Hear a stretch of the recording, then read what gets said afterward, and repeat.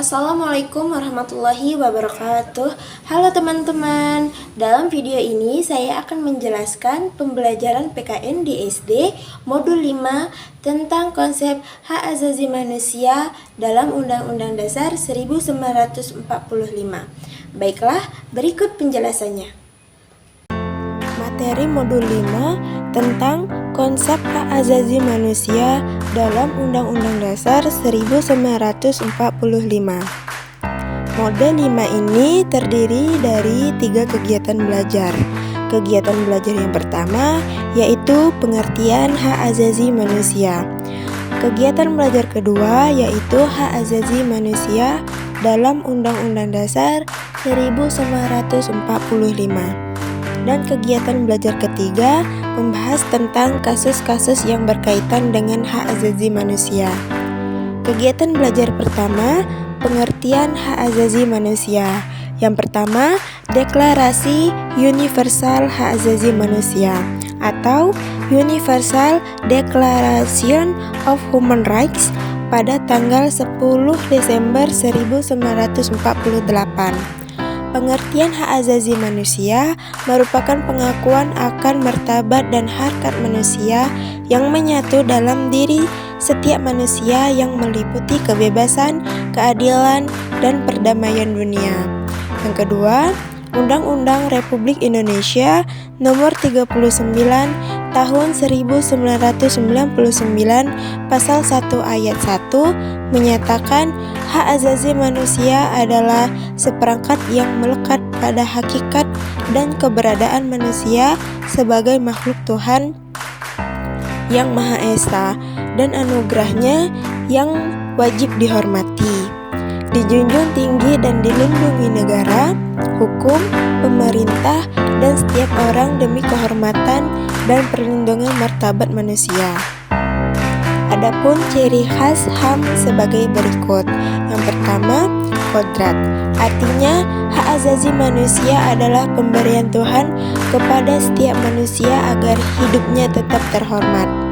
Kedua, hakiki.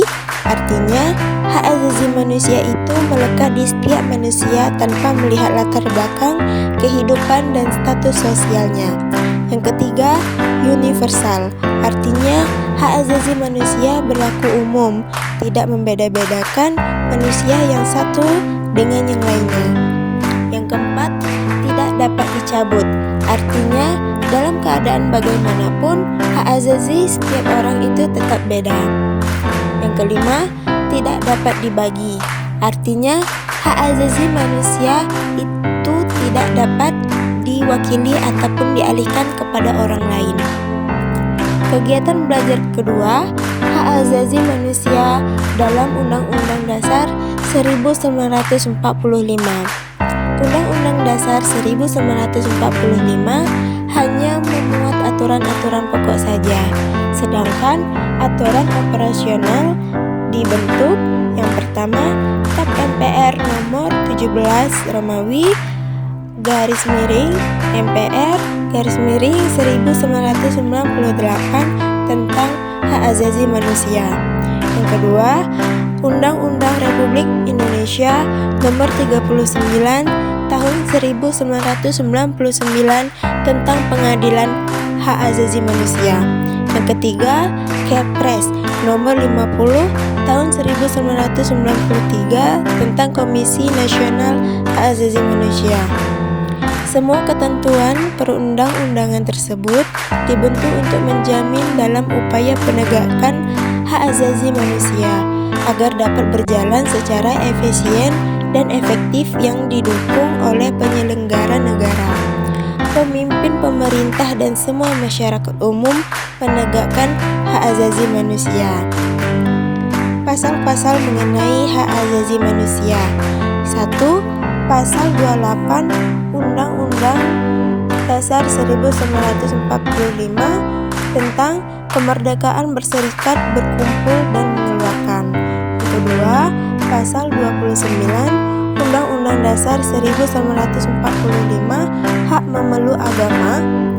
Yang ketiga, Pasal 30 Undang-Undang Dasar 1945 tentang hak hak usaha pertahanan dan keamanan negara. Yang keempat, pasal 31 Undang-Undang Dasar 1945 hak mendapat pendidikan.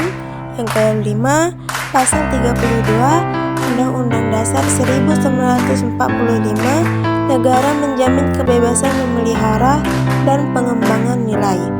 Yang keenam, pasal 33 Undang-Undang Dasar 1945